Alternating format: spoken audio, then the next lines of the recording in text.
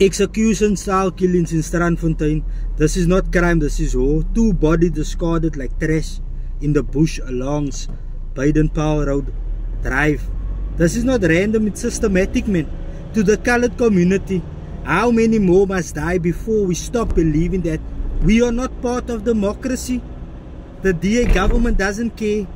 They govern for Constantia elite while we bury our own children on a daily. They protect the tourists, the beachfront, while our streets run red with blood. We are being erased one eviction at a time, one price hike at a time, one bullet at a time. The system was not built for us.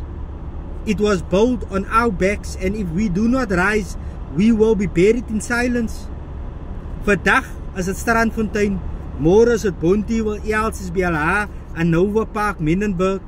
We at home, and not with each other, but with the system that is thriving. When we die,